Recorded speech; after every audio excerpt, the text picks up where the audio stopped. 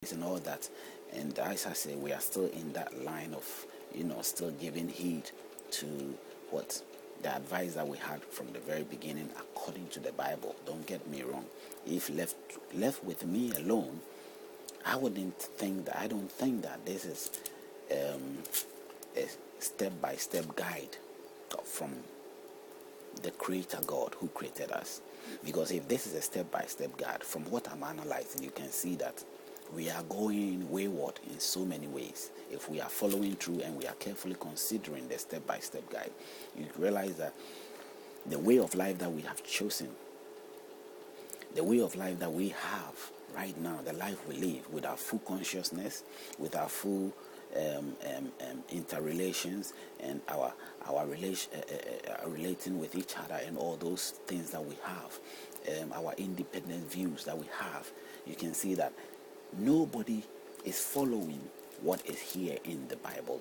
Nobody is really listening to what the guide is, because it is, to us, it is impossible.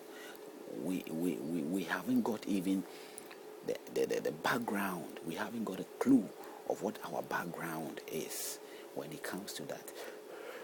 It is hidden from us. It has been hidden from us, the truth. Okay, it has been hidden. It has been hidden from us as the truth of where we came from, our background.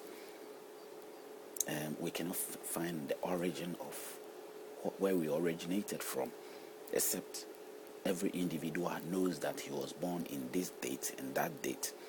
There's so many history that has been lost, because when did man begin to move into the era of wearing of clothes? Even today, there are people or tribes of people who do not wear clothes. They are completely living in forest, and they are always naked, and they see each other, and they are not conscious of anything, and they live their life. You see, it's the human advancement. Whether this is coming from wherever, I don't know. But religion wants us to believe that we are all in that situation where we've become very conscious of ourselves. That when a man is born and he grows to some say he become, no, it's not necessarily so. There are some tribes that believe that whatever it is, they sort of hold on to whatever life, and they grow old and die, and they don't worry unless people like us open their eyes to the idea of clothes and the tradition of clothes. I think cloth wearing is even a tradition. And then they begin to change it from their own culture to begin to feel that they have to cover themselves, or they have to have a different awareness of themselves.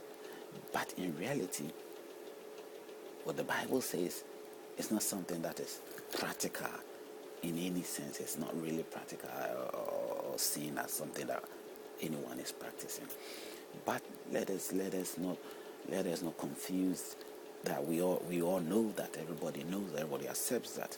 And so all that I'm trying to do is, this book is out there. My child will be born, and probably not from what I have known now, but there are so many children or younger humans being grown right now, or being groomed to accept these writings as being from God. And sadly, I want to be able to correct these things.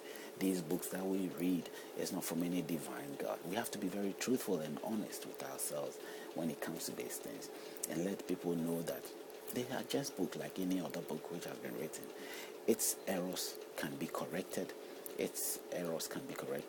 And somehow we know that even if it is a dynamic book, its dynamism is a human effort. It's not something coming from a natural background or some sort of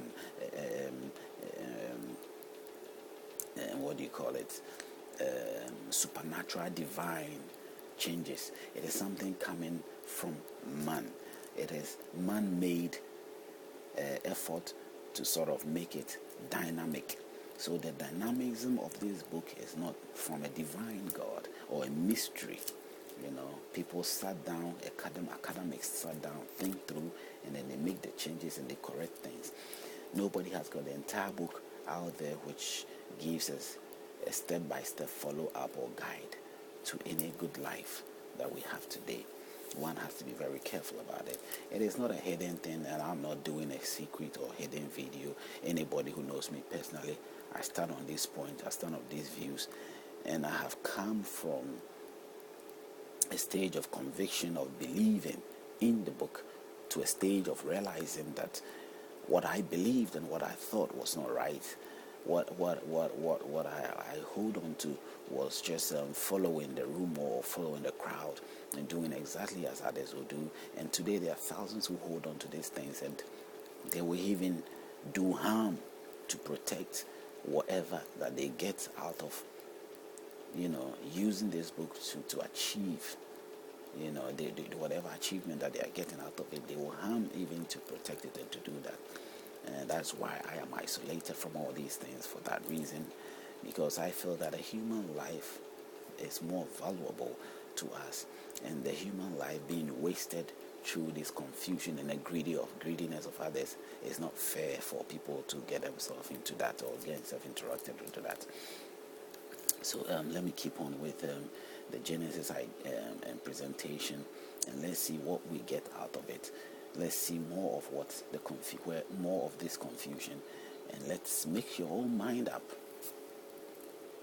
Now, as we read through Genesis 3, it reveals to us that the woman ate the fruit, and they gave to the man, and he also ate it, and God came, and God was walking there, and they saw God walking there, and they hid themselves, and God clothed them, and God sent them out of the garden. Now the garden also, we've revealed that the garden is out of the east of whoever was writing at that time, the east, and the writer is believed to be, they suspect the writer was writing from Palestine or Egypt. So somehow that is where the book was, the east of that place, the location where the book was, the Bible was written, the scriptures was written. East of that place is where the garden is. Now we've discovered all those places, and you cannot find any garden anywhere unless it's being found now that I'm not aware of. Okay, when we go to 4, this man and a woman who called Adam and Eve, as the Bible presents, are supposed to have 2 children. So they called one Cain, they called one Abel. Okay, now according to what Cain somehow was, I think, a farmer, and Abel was what? A shepherd. Now they had to make a sacrifice, or some sort of sacrifice, which they do every time to God, showing the appreciation of whatever they've got. Now, according to the story, Cain fell out. His sacrifice fell out of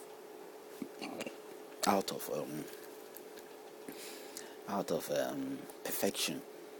It was not accepted. It was not accepted. It was rejected.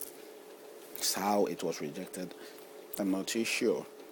But he didn't feel so happy about the sort of smoke that goes up to heaven. His was, crooked. Whether the wind was blowing, I don't know. But according to the story, his sacrifice was not accepted because he took the underpath or the rubbish of his produce, and then sacrifice that instead of taking the good fruit and the good fruit of the seed, what he has generated, or what he has, he has the season where he has plucked out of his farm good and beautiful fruits. He chose the nasty and rotten food from his farm to sacrifice that to God, whilst the Abel chose a very nice and a beautiful sheep among his sheep, what was very good and beautiful and nice, and sacrificed that. So his sacrifice was accepted, and Cain was rejected. And Cain was envious of his brother, that he killed his brother Abel. Now this is what I was trying to find out, that okay, If this was the case whereby